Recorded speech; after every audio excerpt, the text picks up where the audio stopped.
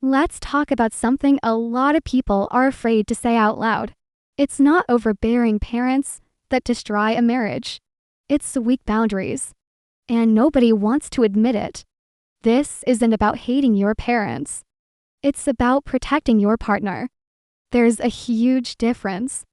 If a husband can't look at his parents and say, "This is OU our decision," or "This is OU our home," or "Honey, we will handle this," his wife slowly stops feeling safe. It's not a loud, dramatic explosion. It's just distance, a quiet, creeping distance. And that distance is how marriages begin to die without anyone even noticing. Here's the painful truth most couples ignore. A woman doesn't feel hurt just because her in-laws give advice. She feels hurt when her own husband doesn't stand beside her. She feels hurt when their private decisions become public discussions around the family dinner table. She feels hurt when we'll see what my parents think becomes a regular part of their vocabulary. She feels outnumbered in her own home. And she won't always argue about it. Sometimes she'll just withdraw. And resentment? Resentment doesn't scream. It goes silent. And that silence is deadly. Let me say something that might make you uncomfortable. You can love your parents with all your heart and still make your marriage your number one priority. That isn't betrayal. That's called maturity. It's a sign that you've grown up. Marriage requires a special kind of emotional strength. It's the strength to look at people you love and respect and say, "I hear you and I respect you. But this is something my spouse and I will decide together."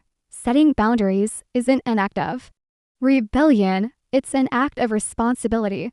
Because the moment you say "I do," your spouse becomes your primary partner, not instead of your parents, but before all other outside opinions. So, what does a healthy marriage look like in this situation? It's actually pretty simple. The couple stands united, always. Their decisions are discussed privately first, between the two of them. Parents are respected, but they are not in control. It's simple to understand, but not always easy to do. But it is so powerful. When a woman feels protected in her marriage, when she knows her husband has her back, she softens, she trusts more deeply, she flourishes. But when she feels unprotected, resentment builds quietly in the background, and that quiet resentment is what ends love. Years down the road, this message isn't anti-parents, it's pro-boundaries. If this doesn't relate to your life, that's amazing. But if it does, please don't ignore it. Because love alone isn't enough to sustain a marriage. Unity is. And sometimes, the most powerful sentence you can say is, "We'll decide that together." That's not disrespect, that's leadership.